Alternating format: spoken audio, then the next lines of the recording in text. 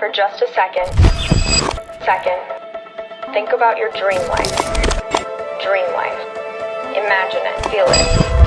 Feel it.